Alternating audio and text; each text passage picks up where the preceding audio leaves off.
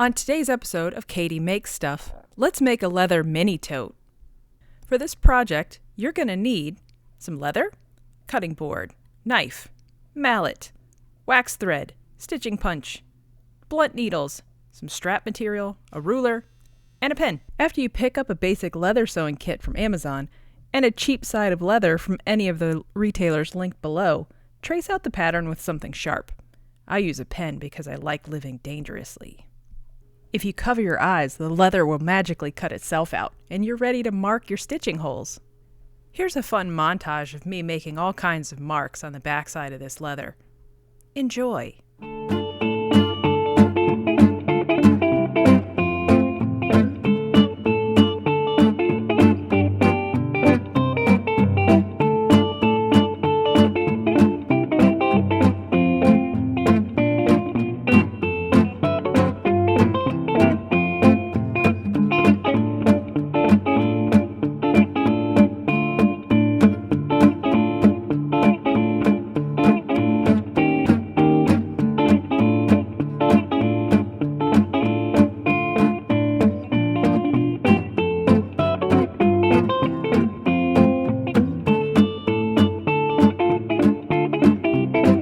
With all of the marks marked, we need to punch in the stitching holes. You'll need your cutting board, stitching punch, and a mallet. A little pent-up frustration about the state of the world kind of helps too. When punching the holes for the side seams, always start at the top with one tooth hanging off the end.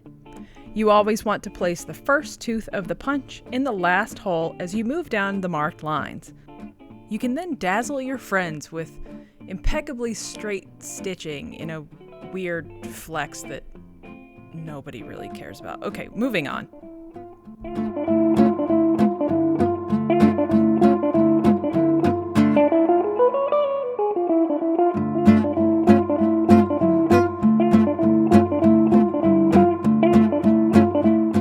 Once you have your stitching holes punched, it's time to sew. Measure a length of thread 2 times as long as the length of the pattern. To set up the needle, pass the thread through the eye, like so, and pull out a 4 to 5 inch tail. Then you pass the tip of the needle through that tail so it's nice and wiggly, and then pull to tighten.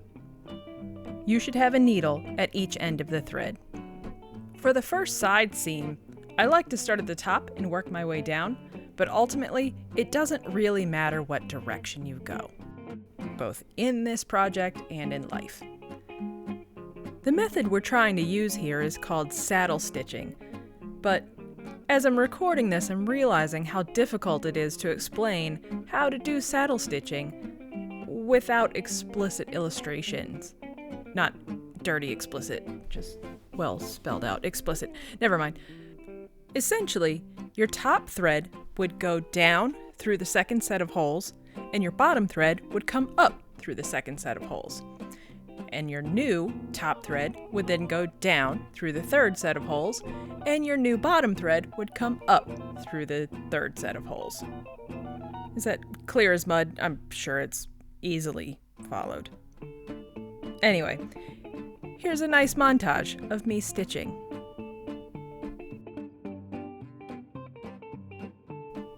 One other thing to note while stitching, tension is definitely good. Here you can see the saddle stitch technique a little bit better. That bottom needle comes up through both holes. Pull tight, and then the top needle goes down through the same 2. And pull tight. Sometimes you gotta wiggle it just a little bit. Same thing, next hole. Comes up through both, and that top one goes down through both. And like I said before, tension is good, so make sure you're pulling those strings taut after every stitch.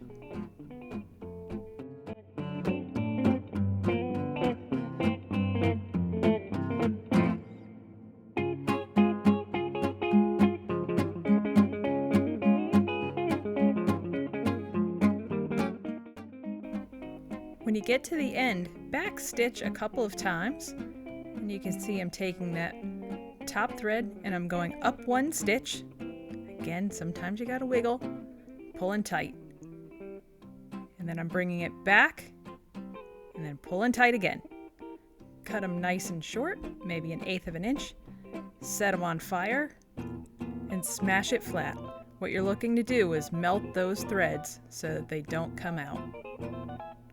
When you go to sew the other side, I recommend starting at the bottom and working your way up. When it comes to finishing the bottom, fold the little flap up and mark with the needle where those 2 holes fall. You're going to want something sharp so that you can poke all the way through, and then you're going to sew this area together with just some extra thread that maybe you have on your needles.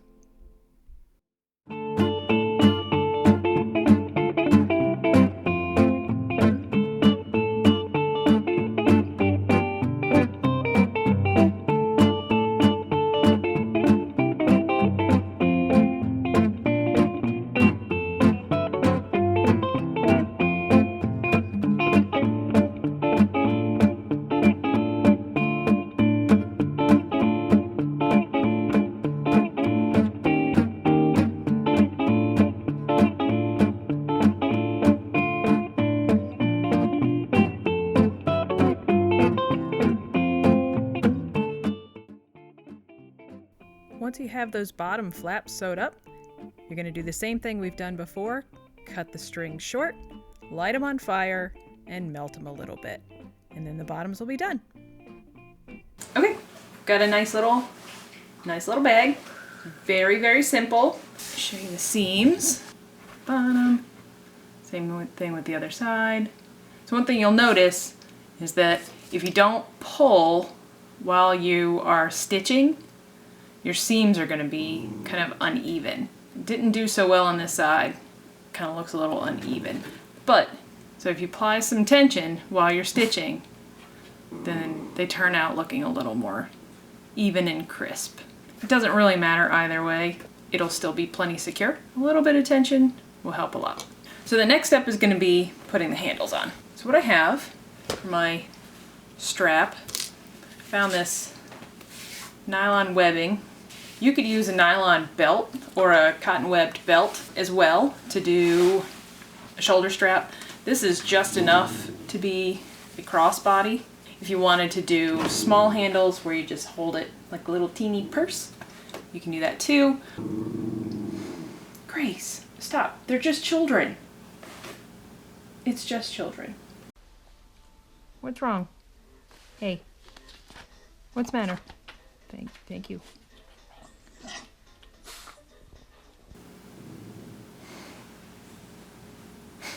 In the pattern, what I've done is I've included little marks here about 1 inch down from the top on all sides. What you want to do is if you have an awl or if you have a nail or just something that you can stretch them just a little bit, what we're going to do is we're going to take what we've got for our strap and I'm going to fold it in half, and then I'm going to stitch it down over those marks.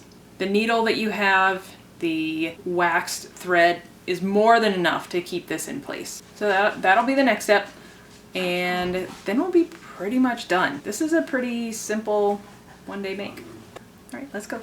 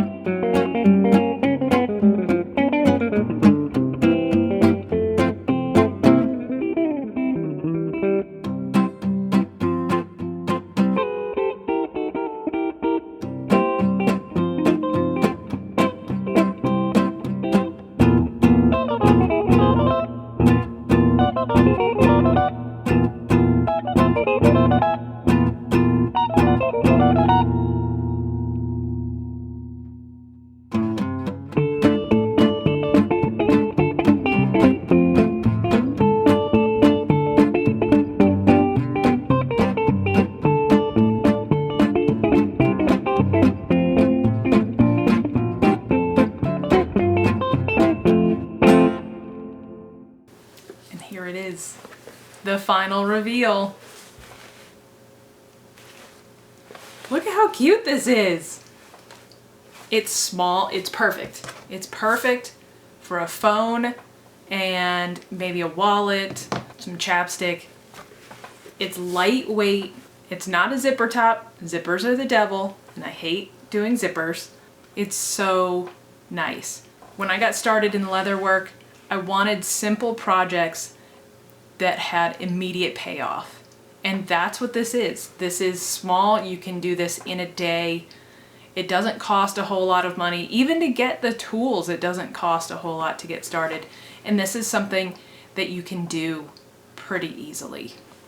I knew it needed a closure, and I didn't want, as a beginning project, to say you had to buy a whole bag of snaps. You could do snaps if you wanted to, but I had metal buttons just in my stash. So I punched a few holes in there, added the button, and then the, whatever this part is just from the leather. It's just leftover scrap pieces from the leather. I did add a D-ring to the shoulder strap, and if you wanted to hang your keys from it, you can. But it's so simple, and it's so easy. Your fingers probably hurt by the end of it, and that's good. You're building up some calluses. But I hope this is a nice, accessible project that you can do. And if you get good at it, I mean, what great gifts this would make. It's kind of nice to be able to give out handmade gifts. Everybody loves leather bags. So I hope you enjoyed this. I hope it was worth your time and you learned a little bit today. Keep tuning in because I will post all kinds of videos about all kinds of crafts. Some of them I will show you how to do them, and some of them I will figure it out while I'm here, I guess. I appreciate everyone who watches, everyone who does the YouTube thing. Like, subscribe, all of that. It helps me pursue this weird project that I've decided to do at the age of 40. So, thank you. I hope you learned something. And I'll see you later. So it is there